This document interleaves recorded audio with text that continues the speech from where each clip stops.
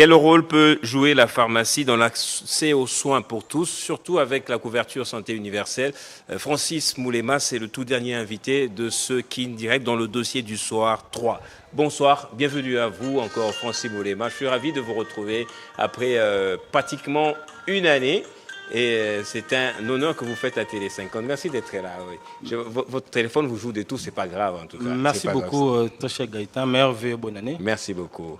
Alors, comment allez-vous? Oui, ça va très bien, pas plus que vous. Oui. Mais ça fait 3 ans qu'on parle de la même chose, vous et moi. Et les pharmaciens sont toujours oubliés. Est-ce qu'il y a eu une avancée depuis la dernière fois ou la première fois qu'on a tourné ensemble? Heureusement, vous avez une très bonne souvenance. Nous avons pris cette initiative pour essayer de rappeler les autorités parce que jusque-là, rien n'est fait. Rien n'est fait au niveau du gouvernement. Il y a une autre circulaire qui a été signée en 2011 par l'ancien Premier ministre Adolphe Muzito qui exigeait à ce que le pharmacien obtienne une prime des risques similaire avec celle des médecins. Parce que vous avez un même cursus aussi, il faut le préciser. Il y a un même cursus académique. Nous avons un même cursus parce que nous sommes docteurs en pharmacie. Oui, oui. Et je suis passé. Ailleurs, c'est comment? Comment ça se passe ailleurs? Ailleurs, c'est la même prime. La même prime? C'est la même prime. Médecin et pharmacien, même prime. Oui, selon l'ordre international du travail. J'ai une note circulaire, il y a 2 notes circulaires. Oui. Rien n'est fait depuis 2011. Aujourd'hui, ça fait 15 ans. Rien n'est fait. Et vous conviendrez avec moi que nous avons les autorités qui fournissent beaucoup d'efforts. On parle de Muzito qui est aujourd'hui ministre du budget. Exactement. L'occasion. Faisons-le larron. Ah, vous sautez donc sur l'occasion pour venir le rappeler. Pour venir le rappeler. Oui. Parce que c'est lui qui avait signé cette note circulaire en 2011. Aujourd'hui, il est le vice-premier ministre et ministre du budget. Donc, rien n'est trop tard pour qu'on fasse mieux. Parce que vous savez, il y a un écrivain américain qui a dit dans une société, dans une cité, ce qui est gravissime, ce n'est pas les mauvaises actions des mauvaises personnes, mais c'est l'inaction des bonnes personnes.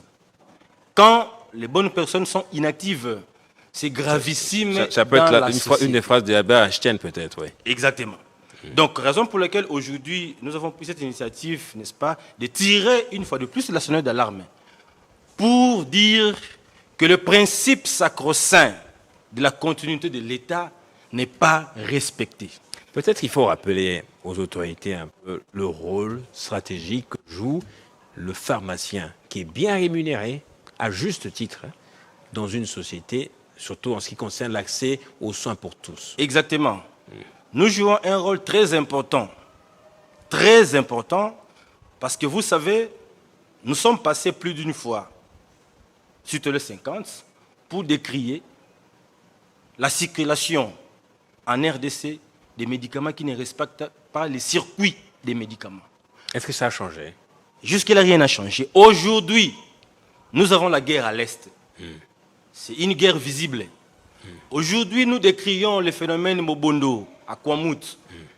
Mais nous ignorons que nous avons une guerre invisible qui est la résistance aux antimicrobiens. Pourquoi cette résistance est devenue un goulot d'étranglement aujourd'hui? Parce que les médicaments, les antibiotiques sont consommés comme des bonbons. Aujourd'hui, nous avons la circulation des substances soporifiques que beaucoup de gens utilisent, en l'occurrence les kidnappeurs. Je suis passé dans votre émission, ouais. Je pense que c'était en 2024 ou en 2023, ouais. Je l'ai décrié. Parce que l'obtention... À l'époque où le kidnapping était devenu un phénomène. L'obtention de ces substances s'est faite, n'est-ce pas, de manière malicieuse. Pourquoi? Parce qu'il y a des substances... Mais est-ce que c'est sur ordonnance? Est-ce que c'est sur ordonnance? Qui ne respectent pas les circuits. C'est sur ordonnance qu'on délivre justement à un nous client, avons une à un loi. patient ce produit-là. Nous avons une loi.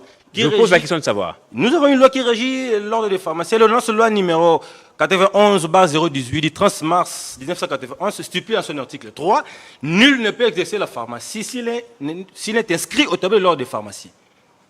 Mais aujourd'hui, vous savez, nous n'allons pas nous voiler la face là-dessus. Il y a des pharmacies qui exercent sans autorisation de l'autorité en la matière. Ça, c'est un. De deux, nous avons écrit, il y a des notes, nous avons des correspondances à la présidence de la République, à la primature, au ministère concerné, en l'occurrence budget, santé, fonction publique. Jusque-là, personne ne pipe mot. Il y a un silence radio, raison pour laquelle j'ai dit rien n'est trop tard pour qu'on fasse mieux. Il y a 4 éléments qui constituent un socle de l'État. Nous avons l'administration, nous avons l'armée, nous avons la police, nous avons la justice. Et en RDC, je les souligne en rouge, nous avons une administration déstructurée parce que nous ne respectons pas les principes de l'administration. Aujourd'hui, si nous ressuscitons Taylor, aujourd'hui, si nous ressuscitons Fayol, aujourd'hui, si nous ressuscitons Fort, tous les 3 seront mécontents. Parce que le principe de Taylor, du taylorisme n'est pas respecté. Le taylorisme a émis 3 principes. La rationalisation du travail, le système de travail stimulant et l'organisation de l'entreprise. Tous les 3 principes ne sont pas respectés. Parce qu'aujourd'hui, il suffit qu'on crée une institution publique, un établissement public de santé, on met M. Gaëtan PCA. Vous êtes nommé directeur général. Pourquoi? Parce que vous avez une place, n'est-ce pas, dans un parti politique. Mais c'est gravissime. Taylor dit qu'il faut mettre l'homme qu'il faut à la place qu'il faut. Oui. C'est ça la rationalisation du travail. Mais aujourd'hui, il suffit d'être fils d'un ministre, il suffit d'être fils d'un président d'un regroupement politique. Même s'il s'agit d'un secteur stratégique comme la pharmacie. Même s'il s'agit d'un secteur où vous n'avez pas de l'expertise. Ouais. On envoie n'importe qui. C'est gravissime pour notre pays. C'est très grave. Et il n'est pas tard de faire mieux. Raison pour laquelle nous prenons le temps, n'est-ce pas, pour montrer l'importance du pharmacien dans le système de santé, dans l'approche de la couverture santé universelle. Tenez. Voilà. Est-ce que cette couverture santé universelle a évolué justement dans sa mise en place? On a eu notamment l'accès gratuit à l'accouchement pour les femmes. Depuis, je n'entends plus le gouvernement annoncer de nouvelles mesures. Nous sommes des Congolais, moi et vous. Depuis le Congo belge, c'est pour la première fois que nous assistions à l'approche de la CESU. C'est pour toute la première fois. Quand bien même le système d'encadrement n'a pas été bien instauré, mais nous n'allons pas nous éterniser au scepticisme. Parce que je ne suis pas de l'IDPS, mais j'ai dit coup de chapeau à son Excellence, président de la République, parce que c'est une nouvelle approche. On est sur le point de terminer déjà, allez-y vite. Exactement. L'approche de la CSU, en un mot, c'est une approche qui aide la population. Même si vous êtes financièrement faible, que vous soyez soigné. Même si vous n'avez pas assez de moyens, que vous soyez pris en charge. Ça n'a jamais existé. Aujourd'hui, est-ce que le maillon pharmacie est intégré? Ça, c'est la dernière question. Répondez-y pour terminer. Avec on ne peut jamais parler de la santé sans pour autant faire allusion aux médicaments. On ne peut pas non plus parler de médicaments sans pour autant faire allusion aux pharmaciens. Le médicament constitue la racine pivotante du système de santé dans un pays. Les médicaments constituent les dénominateurs communs. Parce que quand il n'y a pas de médicaments, on ne parle pas de la santé. Quand nous passons à la télévision pour décrier, nous sommes en train d'assumer, de jouer un rôle très important. En vertu de l'article 36 alinéa 4e de la Constitution qui dit ceci: tout Congolais a le devoir de participer à la construction du pays et à la solidarité nationale. Merci Francis Moulema d'être passé. C'est louable ce que vous faites, alors que vous n'êtes même pas le représentant des pharmaciens. Merci à vous.